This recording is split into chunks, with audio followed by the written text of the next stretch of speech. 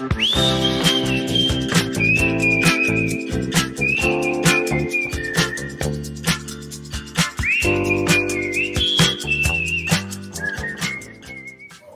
thank you very much. Hello, everybody. So this year, Dr. Gina here gave us the assignment to talk about AI. So this is my turn to tilt at the windmills of artificial intelligence. And so I started with this because it's there. And you know, I was sort of interested in to see how general semantics would take up this term because it's got the word "it's" in it. You know, in some ways, I thought this was a shout out to Corey. I thought it might be an answer to the great ontological question: why is there nothing instead of something instead of nothing? Well, because it's there. But you know, you probably all know this. Oops, I touched something and it disappeared. Oh, well, because it's not there. Okay. Yeah, it's coming. It's coming. It's having a think. Ah, because it's there. Okay, there we go. Okay, so you probably know this phrase as is entered into I guess a popular symbol or a kind of a time-binding event that takes us back to the early 19th century or early 20th century. It's the answer to the question, why do you want to climb Mount Everest? Because it's there. And you know, in some ways, that's a very unreasonable answer. I mean, it's akin to saying, why do anything? Because reasons. Like, it doesn't really answer the question. It sort of says, you know, we sort of like say, acknowledge that Mount Everest is, of course, the tallest peak in the world, and that, you know, the human achievement is to conquer it. And this idea of Everest becoming this kind of great achievement in and of itself is a kind of grand narrative that has kind of driven a lot of our relationships to technology, to knowledge, to the ways in which we kind of go about being in the world. So, you know, oftentimes I think this quote gets misattributed to Sir Edmund Hillary, who, along with Tenzing Norgay, were first to actually climb Mount Everest in 1953. But in fact, it's not them. The quote actually comes 30 years earlier and is attributed to a alpinist and British climber named George Mallory. And he was quoted in 1923 in just before his third attempt to climb Mount Everest. He had been on really large expeditions in 1921 and 1923. And he was quoted in the New York Times as saying, you know, they asked him, why do you want to climb Mount Everest? And he said, because it's there. And of course, unfortunately, he was last seen on June 8th, 1924, and his crew was climbing up, and they were about 300 meters from the summit. And he disappeared into the clouds and was never seen again. So, you know, it was there was much speculation as to whether he actually summited or not. And they only discovered his body in 1999, and there's still a lot of kind of speculation about whether he actually made the summit and then died on his way down or whatever. To his son, he said it didn't really matter whether his father made it to the top. And his quote was, to me, the only way to achieve a summit is to come back alive. The job is only half done, isn't it, if you don't come down again? So, you know, embedded in this colloquial phrase that is kind of very aspirational to us, we also have to take it as a warning. Okay, we can be Hillary and have the great success of achievement, but we might also be by Mallory, who is going to, you know, die in the attempt.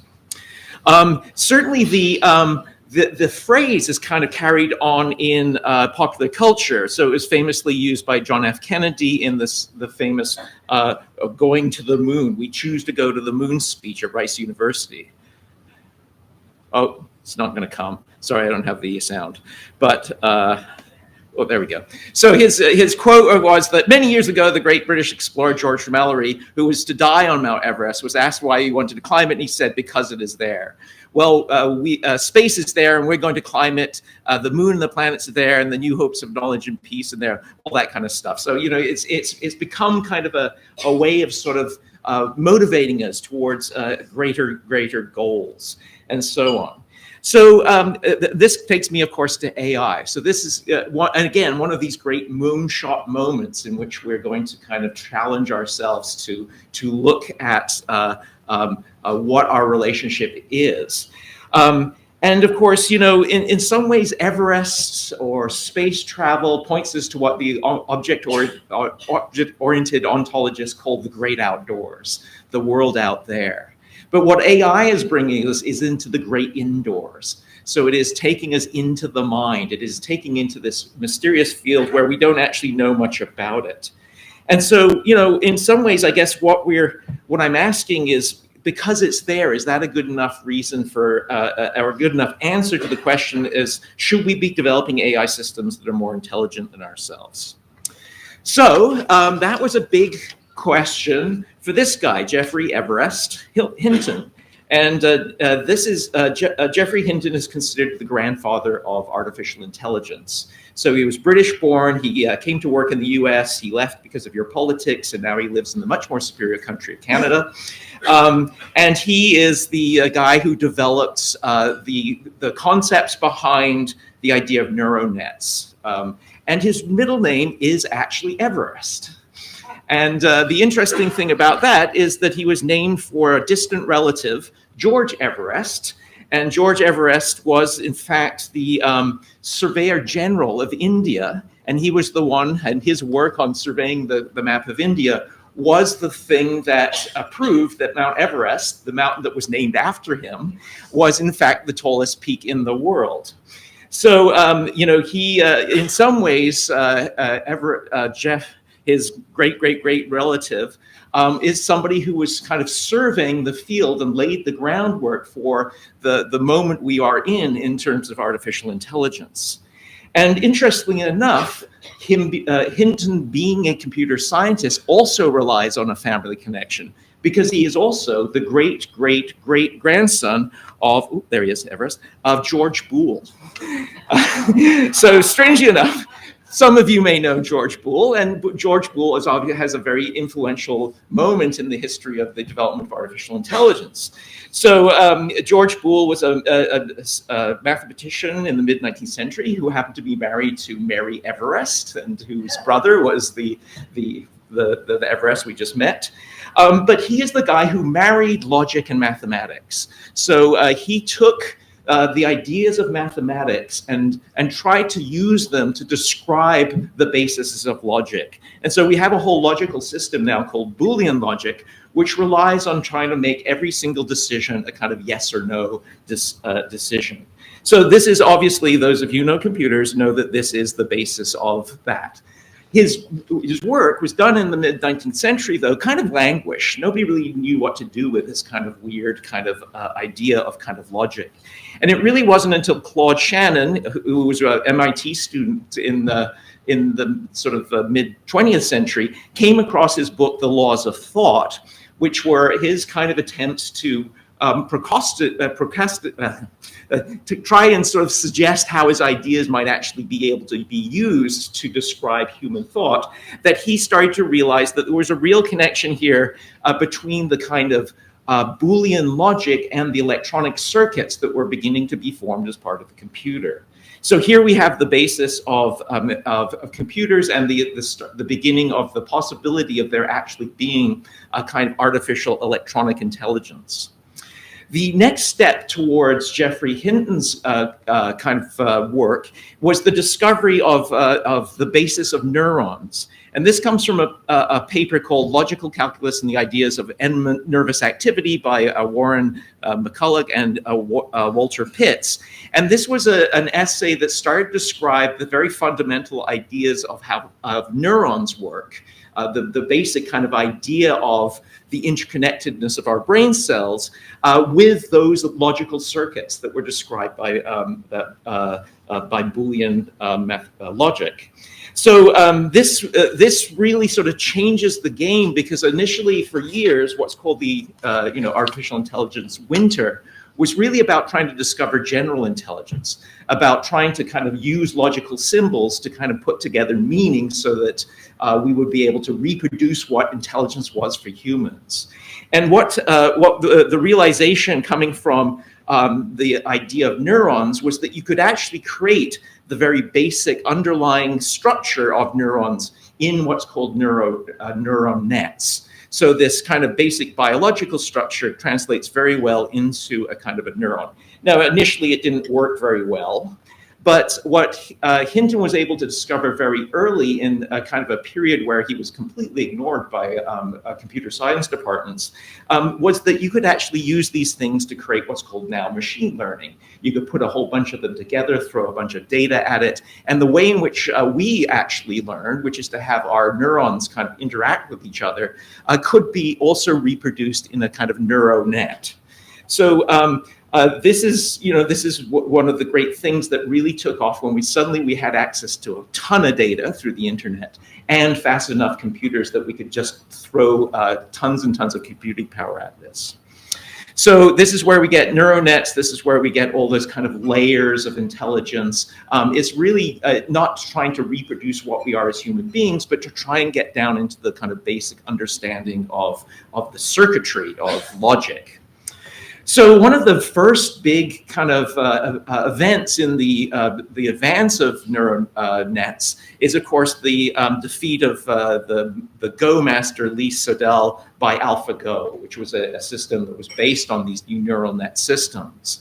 And Go was such a more complex game than chess. It was so infinitely more kind of complex that the people who were using the earlier models of artificial intelligence suggested we would never, ever crack Go. So it was quite an amazing thing, and particularly surprising for this fella who, when he started to realize the kind of intuitions that were happening within the kind of neural net technology, he just kind of stared at the board and said, beautiful, beautiful. He just couldn't believe it.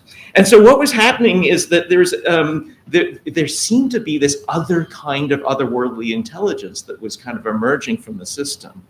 And this caused, famously, Geoffrey Hinton, the grandfather of artificial intelligence, to quit his job as a vice president at Google and leave so he could start to criticize and warn people about the relationship that we have to these things, because he had made predictions that were far, far in the future in terms of, and then he started seeing ChatGPT doing them.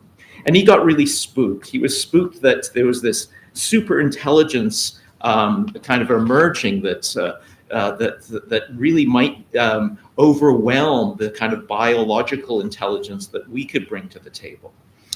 So his quote, it's conceivable that humanity is just passing through an evolution of intelligence. You couldn't directly evolve digital intelligence. It would require too much energy and too much careful fabrication.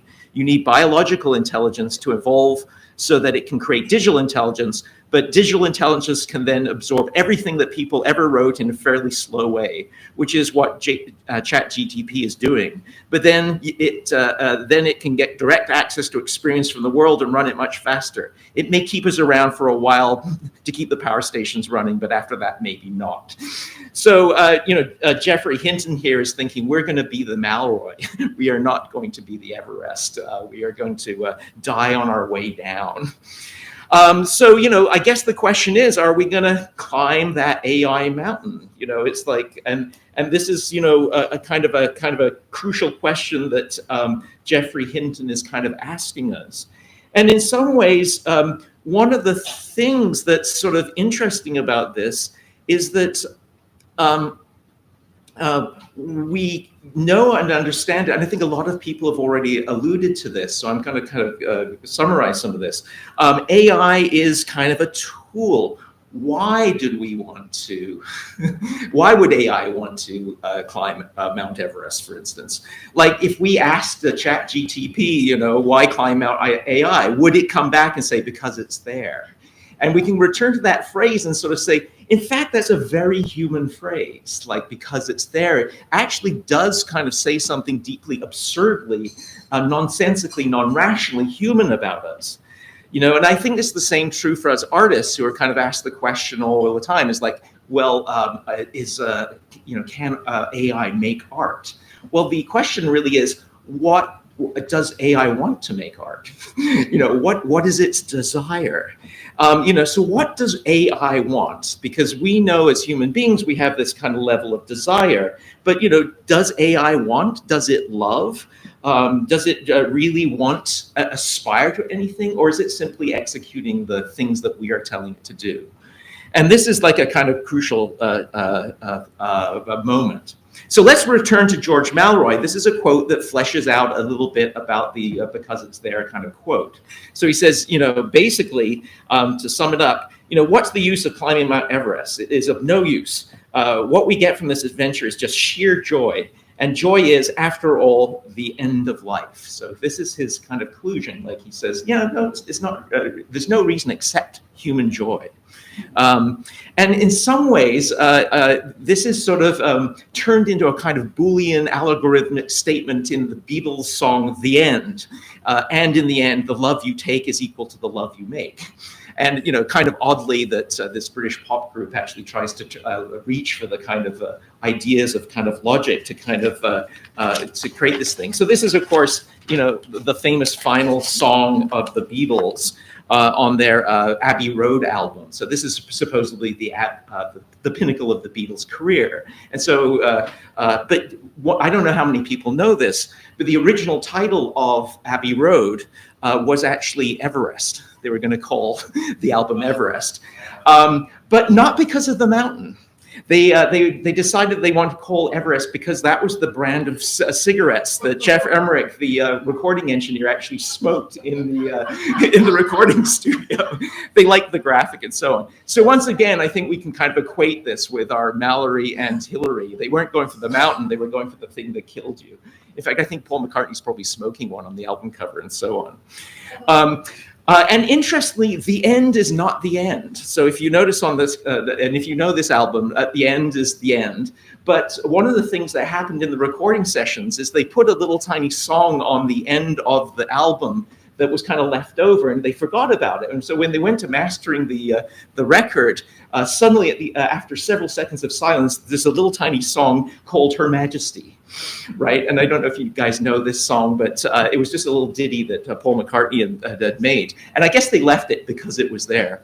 But in a way, it's they had so succinctly made this kind of logical kind of equation of the love you make and so on. But then you have this little song, which is also kind of about desire, right? Her Majesty's a pretty nice girl, but she doesn't have much to say. You got to get a belly full of wine, So in some ways, it's a strange little coda for the Beatles, but it's also describing something about desire, which is, it is really quite messy. And, I guess if there's anything to learn from this kind of story here that I put together is, maybe one of the things we're looking for with artificial intelligence is artificial emotional intelligence. And artificial emotional intelligence is going to have to account for all of these little bits of messiness. And, maybe artificial intelligence can be the belly full of wine that we all kind of take with us into this new experience. Another little kind of coincidence, just to throw in the end here, of course, Hillary and Tanguay made it to the top of Mount Everest on Coronation Day for Queen Elizabeth. So there you go. 1953. Okay, thank you very much.